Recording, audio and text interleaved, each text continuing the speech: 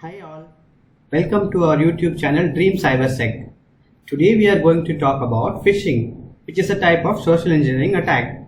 So let's begin with social engineering attack. It's a type of attack that manipulates people behavior and mindset to give out their sensitive information like passwords, PIN, credit card details, etc. to the hacker.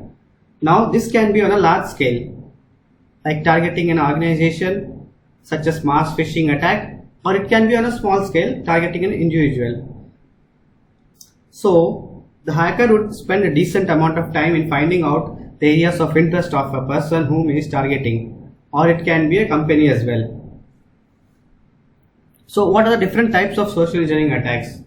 There are 4 different types of attacks based on social engineering: wishing, phishing, smishing and chat.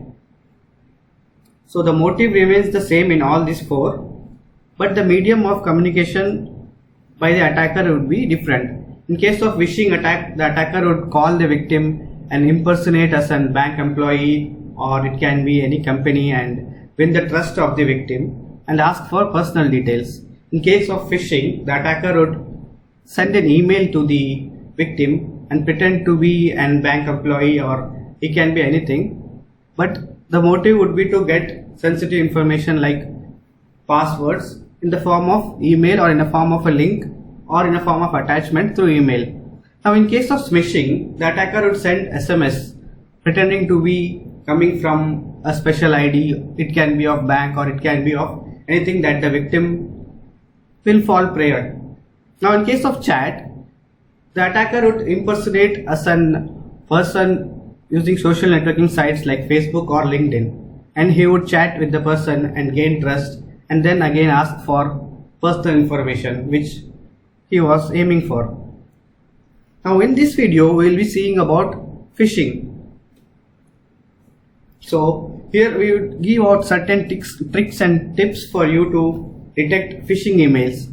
So the first case is when an attacker tries to send a mass phishing campaign, there would be certain details that the person would like to identify in order to know if it is a fake email or if it is suspicious email and a real email.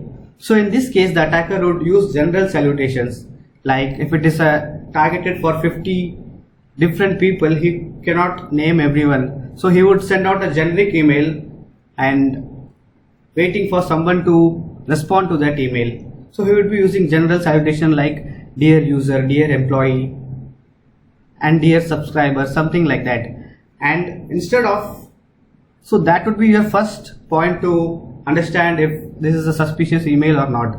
Now the next thing is, you should not just look only the name of the email, only the name of the person from which the email has come. You should also check for the email IDs that is associated with the email name.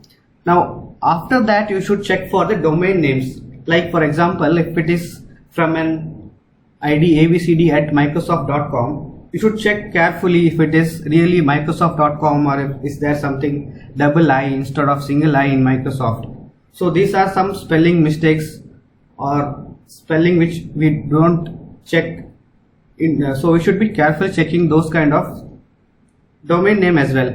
Now history says that attackers have a bad grammar associated with their email body which they send, so they don't really care for grammatical mistakes and all. So you should also look carefully and read throughout the mails before you respond to it.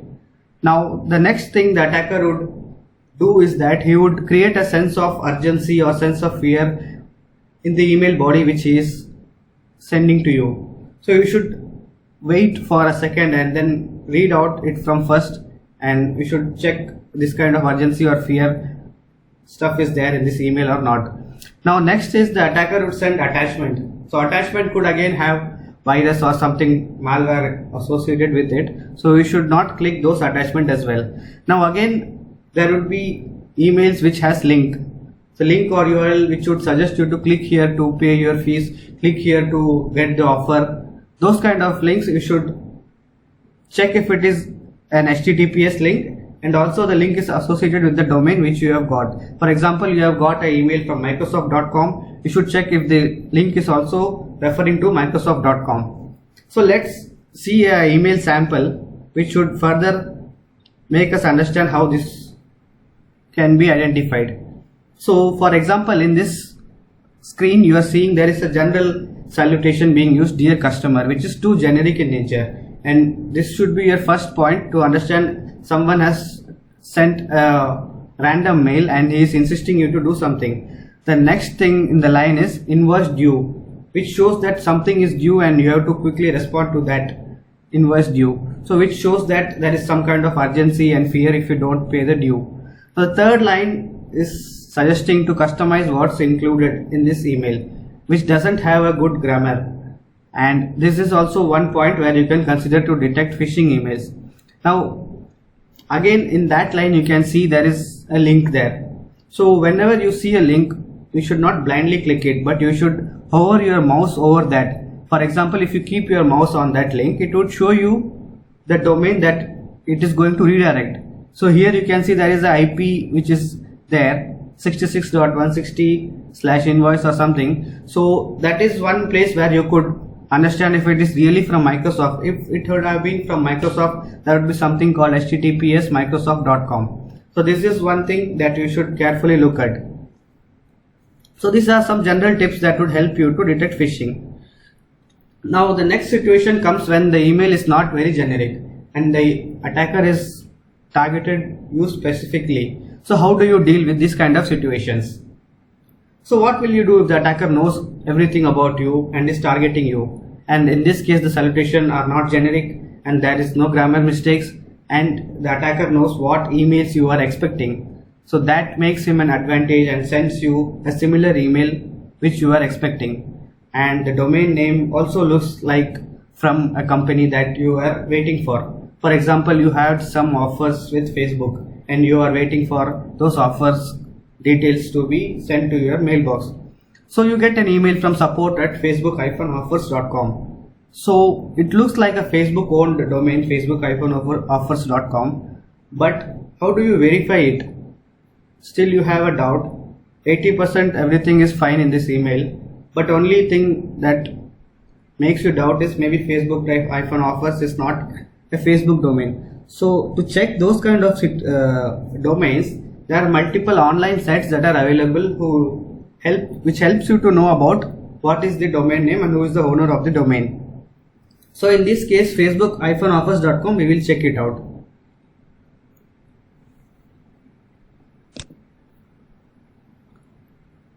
So there is a site called who.is. So if you go to this link and type the domain name that you received the email, so in this case it is facebook-offers.com. So if you type and if you search here, you could see that this domain is registered with any name like domain by proxy and something like that. But if it has to be a real facebook.com, you can see it would show here. I have searched for facebook.com in this tab.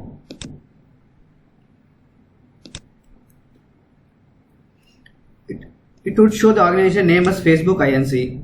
But there is a difference in this facebook-offers.com, which helps us to identify that this domain is not owned by Facebook. So we should pause and not respond to those kind of emails. Now moving ahead, we should also check for who is using in the email body as well.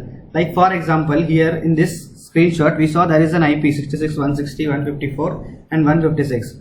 So we should also check that email domain name or IP in who.is to confirm if it is owned really by the person who has sent it.